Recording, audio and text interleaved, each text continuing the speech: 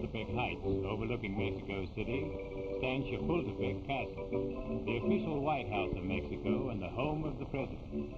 Built, decorated, and furnished by Maximilian, the last emperor of Mexico, and his consort, Charlotte, the castle is filled with treasures of historic value and interest.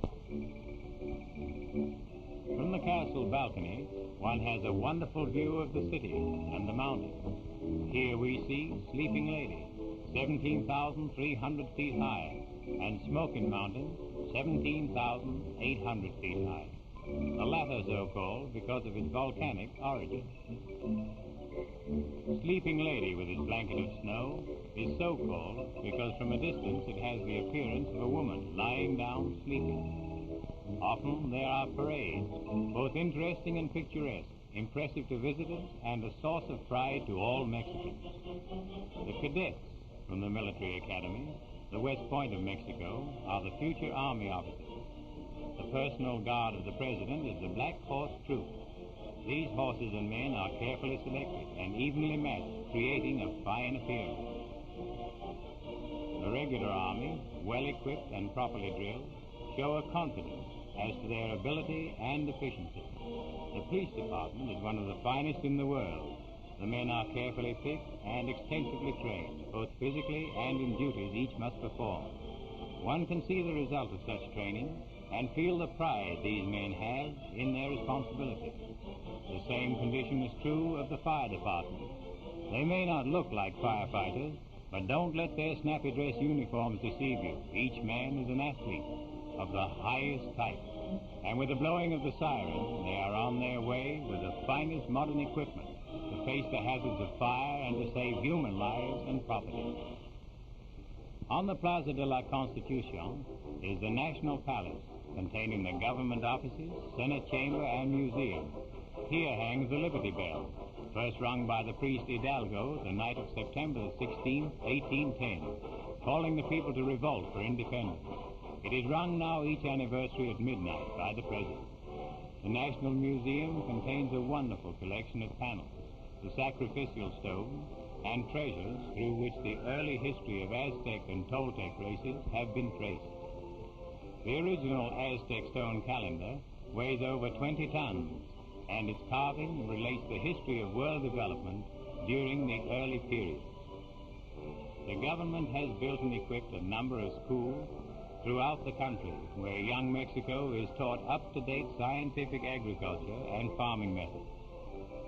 The Bank of Mexico was founded by the government in 1925 and has done much to stabilize the finance of Mexico. The National Theater was started in 1900, and though not fully completed, has cost 20 million pesos to date. The downtown streets of Mexico City are narrow.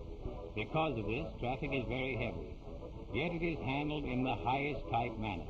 One seldom hears of a serious accident or death in the streets, because without question, vehicles and pedestrians obey the police direction. The controlling interest of the national railways is held by the government. However, the actual administration is under private direction. An excellent through service is operated from the Texas border to Mexico City. At least one member of each train crew speaks English, and the stranger is made comfortable and welcome.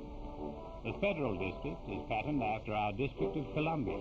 Its attractive parks, some of which are equipped with outdoor radios for the entertainment of the people, are places of beauty where all are welcome to relax, rest, and enjoy the pleasures provided by official Mexico. This is the beautiful statue of Cuauhtémoc, the last Aztec emperor. His army was defeated by the Spaniards in 1521. Cuauhtémoc was captured and is pictured on these brass plates, tortured to death in an attempt which failed to make him disclose the hiding place of the Aztec treasure. The Victory Monument is located in the heart of Mexico City and is dedicated to Mexican independence. This capital city, because of its elevation and protective mountain range, has the finest tropical climate in all Mexico. And with 1 million population, it is a most modern city, well laid out. From the air, we have a dandy view of the new stadium building of concrete and steel, in horseshoe shape. The playground where grown-ups never seem to be too busy to stop and romp with the kiddies. The National Recreation Field planned by the government is often the scene of public events and fiestas. The bridle path in Chapultepec Park is a popular spot. Here army officers in uniform and citizens in costume mounted on spirited horses may be seen taking their daily exercise. One of the most attractive things about this romantic country is that no matter where the location, even close to cosmopolitan Mexico City, a short auto ride will take you from the new world and present customs into an old world and primitive methods. Here, just outside of official Mexico, we see an important activity of the native Indians, Wash Day, which is every day. The method used is the same as recorded back in biblical days. The results, if compared to that of the automatic washing machine, so common in our homes, would amaze the American housewife. Contrary to natural belief, the pounding of the clothes on rocks does not damage them, and when laid out on the ground to be aired and sun-dried, they are as clean and white as driven snow. Water, one of the most important necessities of life, is secured from this picturesque stream, and in earthen jars which are made by the Indians, carried to the home. This seems to be mostly the duty of the lady of the house. Well, it is. These Indians are unusually friendly. With a tired and hungry stranger, they will not only share their bed and food, but will give their last bit of food, go hungry themselves, and sleep on the ground so that their guests may rest better. Surely this is a hospitality seldom extended anywhere else in the world. We would like to spend more time with these friendly people, but we must hurry along.